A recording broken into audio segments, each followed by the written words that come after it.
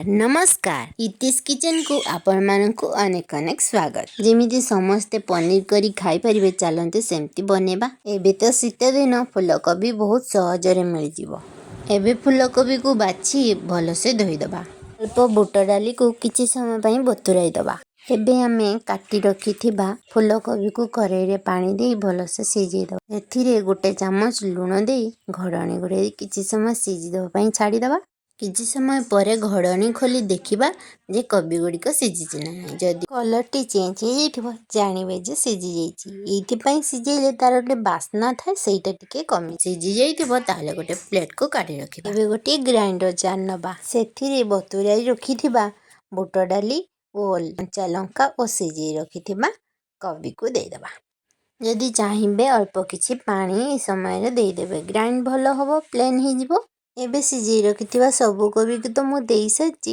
एबे चलंतु ग्राइंड करि नबा। देखंतु केते सुंदर प्लेन भाबरे ग्राइंड कर देइछि। एबे गोटिए कढ़ाई रे अल्प तेल देई जीरा को फुटेई दबा। एबे ग्राइंड करी रखिथिबा फूलकोबी को देई दबा ओ सेथिरे स्वाद अनुसार लूण देई भलसे घांटीबा। आमे ए सबु को से पर्यंत घांटीबा जे पर्यंत आमे जेउ पानी देइथिलु से पानी सबु को सक करिनी। जेमिति आमे जंतुणी दउन खळी करू सेई भली ए आर बेटर टी को सेमति प्रस्तुत करिवो। एबे ए खळीटी पाखापाखी हेई आसिलाणी। जे पर्यंत ए कढ़ेई रु ए बेटर टी न छाड़ी जाउछु से पर्यंत आमे जानिले जे हेई नाही बोली। देखंतु केते सुंदर छाड़ी हेई जाउछु कढ़ेई रु। एठी त हमर खळीटी हेई जाइछि। एबे आमे गैस रा फ्लेम को ऑफ करि दबो। एबे आगो किछि समय पई ठंडा हवा पई छाड़ी दबा। सांग माने मु तो ए फूलकोबी को खळी धरिछि आपण चाहिले स्टीम भी करि परिबे। एबे चलंतु आमे जो थाली रे पनीर को सेट करिवो से थाली रे टिके तेल मारि दबा। तेल की घियो मारि देले हमर पनीर टी बहुत सहज भाबरे छाड़ी हेई जिवो। एबे सबु तक खळी को ए प्लेट रे देई हाथ रे हल्का हल्का प्रेस करिनी समान करि दबा।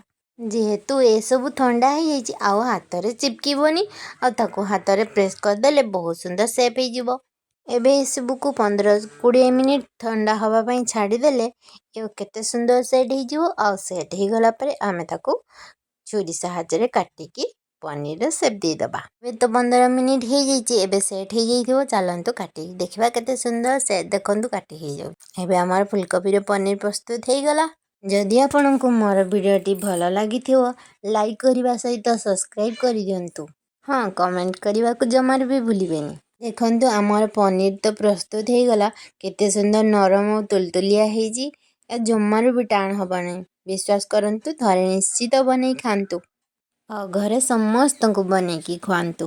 केमिति लागिला घरे कहिले मते कमेंट करके निश्चित जणेबे। आशा करूची आपण मानको मध्य भल लागिथिबो। आम घरे तो खाइकी समस्त बहुत प्रशंसा कले सेई पई वीडियोटी को मु शेयर करबा पई बाध्य हेली। आपण मानकर गोटी गोटी लाइक मते आगो को बढ़िबा पई सहाय्य करूची। से सब पनीर मु काटी देइची। एबे चलंतु गोटे कढ़ाई रे तेल दे एई सब पनीर को हल्का हल्का फ्राई करि नबा। जदि पनीर रो करी रेसिपी देखिबा को चाहंती तळे दियैथवा लिंक रे क्लिक करंतु। धन्यवाद।